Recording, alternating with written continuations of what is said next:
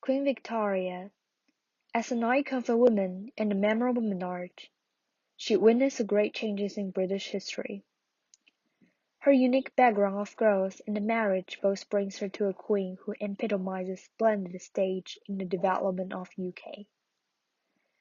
Through the combination of two roles as a wife of Albert and head of country respectively, she never failed to retain the values of the ideal Victorian woman and greatly fulfill her mission as a queen.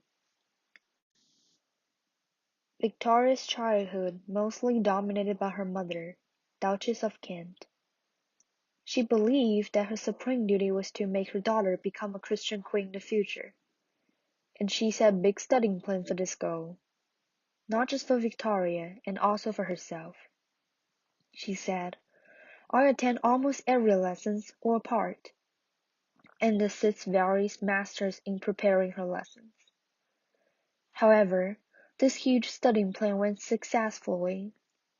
Victoria displayed an accurate knowledge of the most important features of scripture history. The bishop sent her a compliment said, "Victoria's acquaintance with the principal facts of English history remarkable in so young a person. She was capable of receiving with ease any information." Victoria also described reading as a confirmation that was one of the most solemn and important events in her life. However, her efforts in accumulating knowledge which led her to have more achievements in her future administrating. Her mother had been reining her in tightly for years. This nurtured the rebellion spirit of Victoria and a hope of becoming an independent woman, especially after she ascended the throne. She was desperate to break free from her mother's control, and wanted to do what her passion dictated.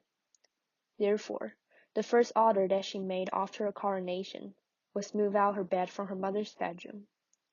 Secondly, she refused her mother's household Sir John Colroy to be her adviser anymore. Moreover, she chose Lord Melbourne as her administrator to guide her for the future governing. Absence of father during Victoria's childhood inclined her towards strong dependence on Lord Melbourne, when he showed his great concerns for her in life and assisted her in administrating. But everything changed after her marriage to Albert, the person who took place of Lord Melbourne. Like many marriages of monarchs in British history, Queen Victoria's marriage served as a political alliance. At the beginning, Victoria apparently did not show her passion to this marriage, and Albert was now falling in love with her. Because he was quite a reticent figure, not particularly charming, people call him the Clockwork Prince.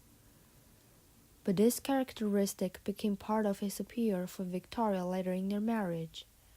She derived a kind of security from him. However, Victoria surrendered her whole soul to her husband. "How wonderful it was to be taught by him," she said. The affection of Victoria to Albert was tender and trusting. Unlike the other noble marriages, their marriage was stable because of the loyalty to love. Meanwhile, Victoria also felt the romance and had more passion for life. Compared with his tacit characteristic before, Albert's ambition enabled him to break the stereotype and limits which made Victoria more confident and cemented her desire to the governing. On political aspect, Prince made a supreme political influence over Victoria. He was her image maker. He knows one of her greatness was her true womanhood, which successfully shaped her as a good ruler. It enhanced Victoria's monarchy and consolidated her power. Moreover, Albert loves innovation. He loves technology and held the great exhibition which contained the specimen of raw materials, mechanical inventions, manufactures, and even a play of plastic art.